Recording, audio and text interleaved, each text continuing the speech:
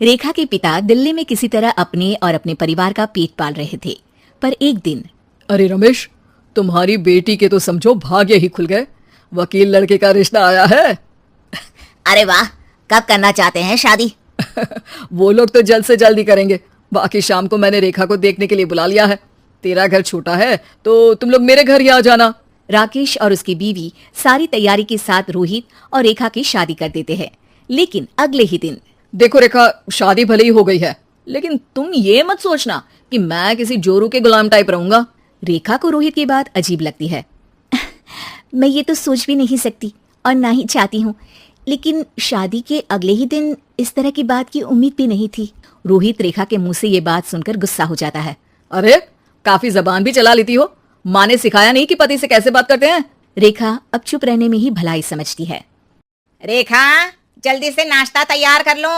आज पहला दिन है, सारे काम तुम्हें समझा दूंगी। ये नौकरानी है जो तुम्हें बता देगी कि कैसे कैसे क्या करना है। फिर इसकी कल से छुट्टी है। रेखा भी ससुराल में जी जान लगाकर काम करने लगती है। खाली समय मिलता तो पति के वकालत की किताब उठाकर पढ़ने लगती। ये क्या, जब देखो तब पढ़ती रहती है। अच्छा सुन, कल पिता के घर से 20,000 रुपए लेकर आना। मेरे छोटे बेटे की फीस भरनी है। लेकिन पापा क्यों भरेंगे उसकी फीस? अरे वाह जी वाह, पापा क्यों भरेंगे? तो ये बता, हम क्यों रखेंगे तुझे यहाँ? क्यों खाना देंगे फ्री में? अरे, क्योंकि मैं बहू हूँ इस घर की। तभी वहाँ रोहित आ जाता है। अरे वाह, बड़ी जबान चला रही हो। चुपचाप माँ जो कह रही है वैसा कर, वरना सामान उठा और जा अपनी झोपड़ी में।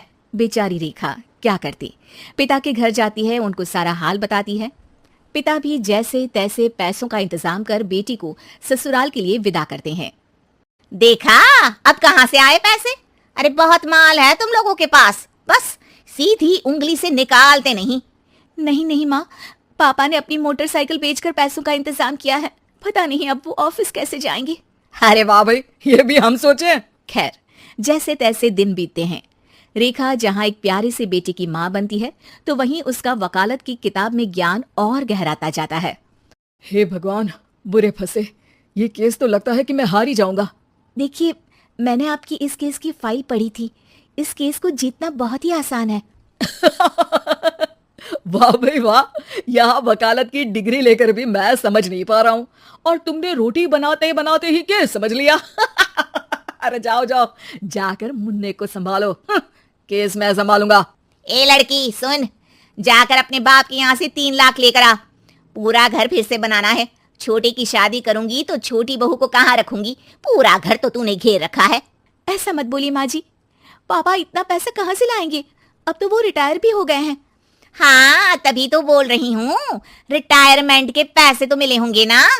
लेकिन वो अगर आपको दे देंगे तो बुढ़ापा कैसे काटेंगे? रोहित रेखा की बात सुनकर गुस्सा हो जाता है। ए सुन, चल अपना सामान उठा, अपना बच्चा उठा और निकल यहाँ से।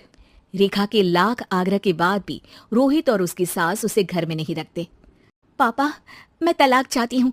बेटा, मेरे पास वकील के पैसे नहीं है।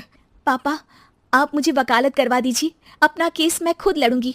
इस बार रेखा के पिता भी उसे ससुराल ना भेजकर रिटायरमेंट के पैसों से वकालत करवाते हैं।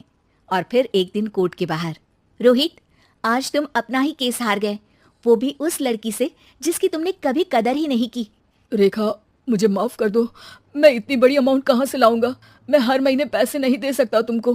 पैसे वहीं से लाना जहाँ से तुम मेरे पापा को लाने के लिए मजबूर करते थे। एक पिता अपनी बेटी की शादी उसकी खुशहाली के लिए करता है, ना कि सारी जिंदगी कर्जदार बनने के लिए। अरे, मेरे ही बेटे की किताब पढ़ पढ़कर ज्ञान बांट रही हो। वकालत की किताब तो ससुराल में ही पढ़ी थी ना।